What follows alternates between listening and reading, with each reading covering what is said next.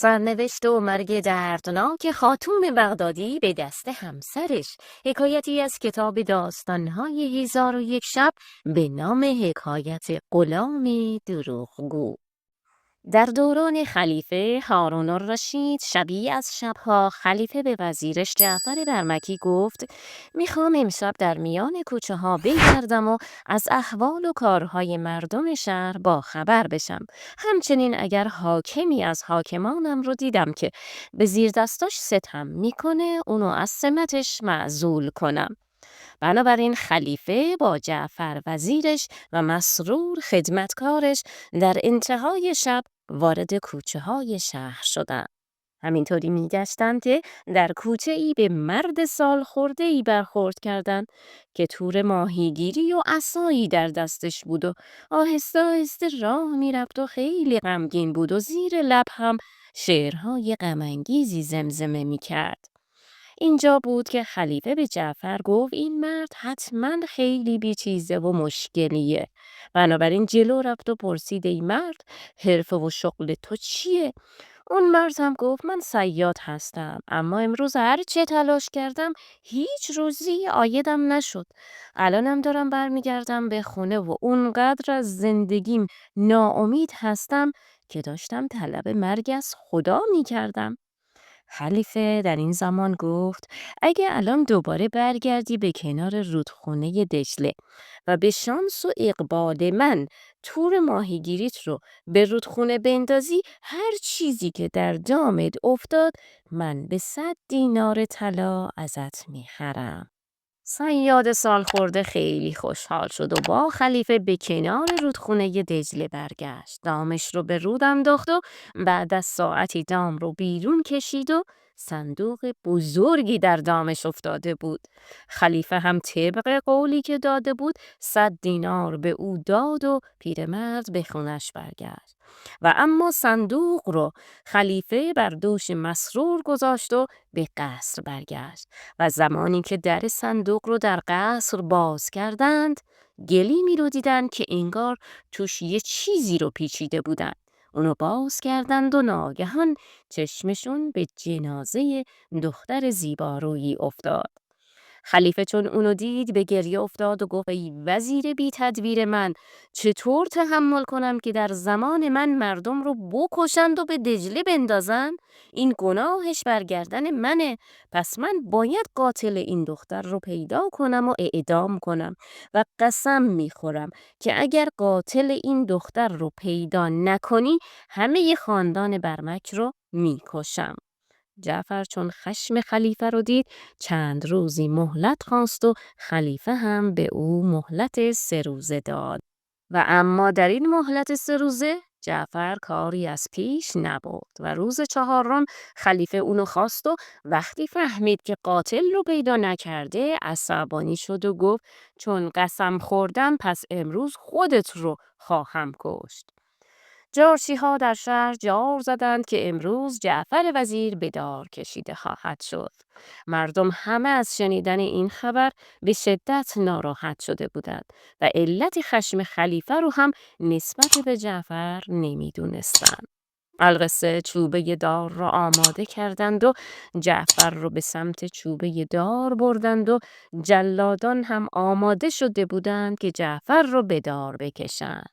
ناگهان در این لحظه جوانی زیبارو با لباسهای تر و تمیز و گرانبها با عجله و شتاب زیادی از میان جمع خارج شد و خودش رو به روی پای جعفر انداخت و گفت ای وزیر دانشمند، دختری رو که در این صندوق بود من کشتم. برای قصاص منو باید بکشید. جعفر چون این سخن رو شنید برای خودش خیلی خوشحال شد، ولی از گرفتاری اون جوان غمگین بود که باز یهویی پیر سال خورده‌ای پیدا شد که مردم رو کنار میزد و با شتاب می اومد و چون به جعفر رسید گفت ای وزیر این جوان تقصیری نداره، اون دختر رو من کشتم، منو باید قصاص کنید. جوان باز گفت ای وزیر این پیر مرد کم عقلیه، نمیدونه داره چی میگه. من خودم دارم میگم که دختر رو من کشتم. در این زمان پیر رو به جوان کرد و گفت ای فرزند، تو هنوز جوونی و آرزوها داری، حیفه که تو رو بکشن، ولی من پیرم و از زندگی سیر شدم، عمرمو کردم و جونم رو برای تو و وزیر حاضرم که فدا کنم. جعفر وزیر که این حال و روز رو دید، اون 2 نفر رو پیش خلیفه برد و گفت ای خلیفه، قاتل دختر پیدا شد. خلیفه گفت اینا که 2 نفرن، کدومشون دختر رو کشته؟ جعفر هم گفت پیر میگه من کشتم، جوون هم میگه نه من کشتم. خلیفه گفت خب پس هر دو رو قصاص میکنیم. جعفر وزیر هم گفت ای خلیفه، این ظلم ستمه، چون قاتل یکی از اون 2 نفره. جوان در این زمان شروع کرد به قسم خوردن که من دختر رو کشتم و نشونی های صندوق رو هم داد تا حرفش رو باور کنند. خلیفه متعجبانه از جوان پرسید خب چرا اونو کشتی و حالا هم با وجودی که میدونی اعدامت میکنیم به گناهت راحت داری اعتراف میکنی؟ جوان هم گفت این دختر عموی من و همسرم بود و این پیر هم که میبینید عموی من و پدر زنمه. این دختر برای من 3 فرزند به دنیا آورد. من رو هم خیلی دوست داشت. منم اونو دوست داشتم. من هیچ بدی ازش ندیده بودم. اما اون در اول همین ماه بیمار شد و حکیم آوردم و حکیم هم گفت دوای درد او بوییدن میوه بهه. من بلافاصله از خونه بیرون اومدم و به بازار رفتم تا به بخرم، ولی هر چی گشتم هیچ کجا به پیدا نکردم. شب شد و به خونه برگشتم، ولی مدام فکرم دربی گیر بود که چطور به پیدا کنم برای همسرم. روز بعد دوباره از خونه بیرون رفتم و همه باغ‌های اطراف رو سر زدم و از باغبانان سوال کردم که از کجا میتونم میوه به پیدا کنم. تا اینکه یکی از اون باغبون‌ها به هم گفت اون چرا که تو میخوای اصلا در بغداد پیدا نمیشه. ولی خلیفه در بصره باغی داره که در اون درختان فراوان به هست و باغبان‌های اون باغ هر روز به میچینن و برای خلیفه میبرن. تو میتونی بری اونجا و از اونها به بخری.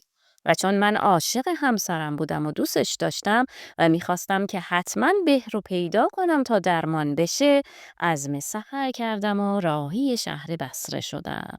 در مدت 15 شبانه روز رفتم و برگشتم و تونستم که 3 تا دونه به 3 دینار بخرم و برای همسرم بیارم و اونها رو در زرقی بالای سر بستر همسر بیمارم گذاشتم. چند روزی گذشت و روزی در حجره خودم نشسته بودم که غلام سیاهی رو دیدم که بهی در دست داره. بهش گفتم این به از کجاست که منم برم بخرم؟ اونم خندید و گفت این رو از معشوقه خودم گرفتم. چند روزی بود که در سفر بودم. وقتی از سفر برگشتم معشوقه خودم رو در بستر بیماری دیدم و 3 دونه به هم در ظرفی در کنار دستش بود.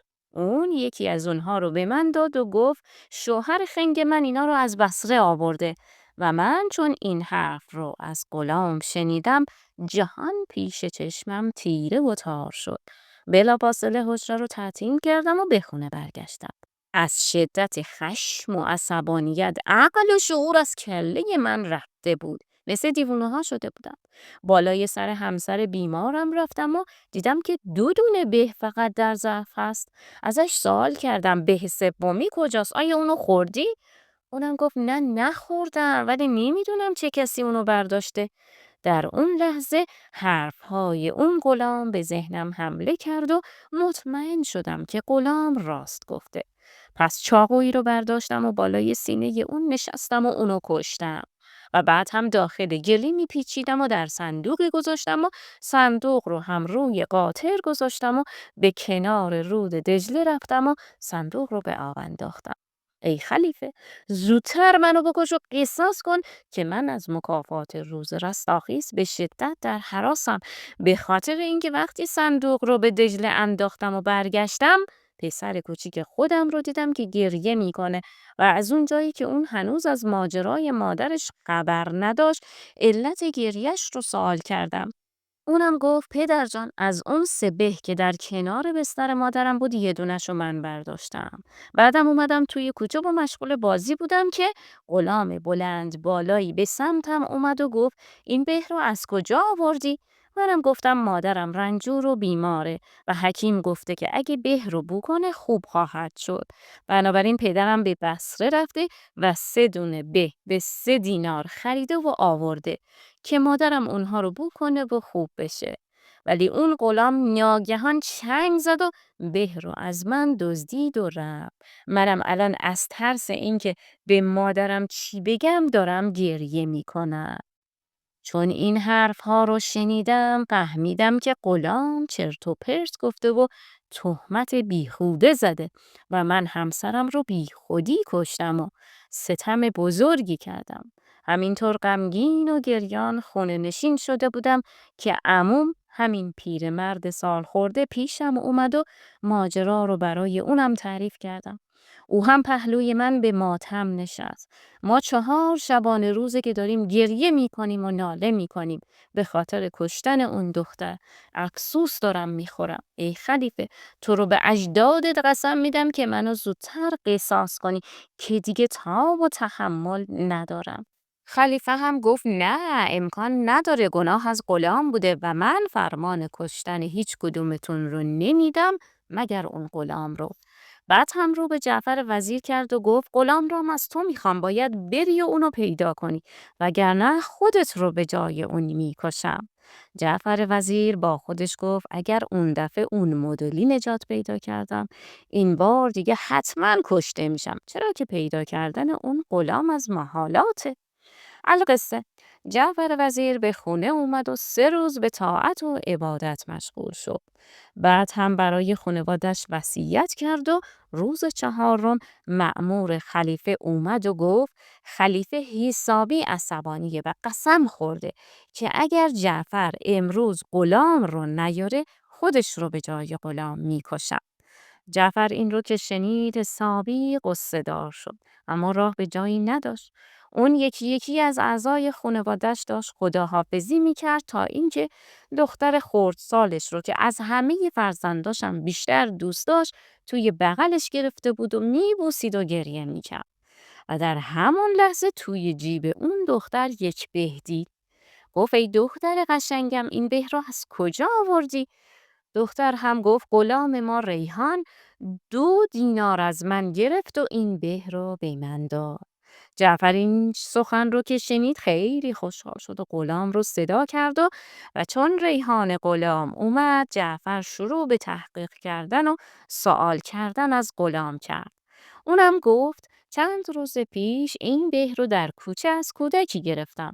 اون طفل گریان شد و گفت مادرم رنجور و بیماره و پدرم 3 دونه به از بصره به 3 دینار خریده و آورده تا اون ببویه و خوب بشه. من به حرفای اون بچه توجهی نکردم و فکر کردم الکی میگه و چنگ زدم و به رو ازش گرفتم و به خونه که اومدم خاتون به رو دید و اون رو به 2 دینار از من خرید. جعفر این رو که شنید دلش گرم شد و با خودش گفت حالا دیگه از مرگ حتمی نجات پیدا کردم. بعد همون غلام رو به بارگاه خلیفه آورد و کل ماجرا رو از اول تا به آخر برای خلیفه تعریف کرد. خلیفه خیلی تعجب کرد که این چطور اتفاق عجیبی بوده که افتاده و فرمود که حکایت رو بنویسند و در خزینه دولتی نگه دارند که آیندگان ازش عبرت بگیرند. و از اون جایی هم که خشمش فرو نشسته بود از اعدام اون غلام گذشت و فقط اونو زندانی کرد. بله دوستان، گاهی در زندگی روزمره ما هم اتفاقات و قضاوت‌هایی پیش میاد و اینکه ما چطور به اونها واکنش نشون بدیم ماجراهای بعدی خوب یا بد رو ایجاد میکنن. امید که از این داستان و حکایت هم لذت و بهره کافی برده باشید. در پناه نور و عشق الهی باشید.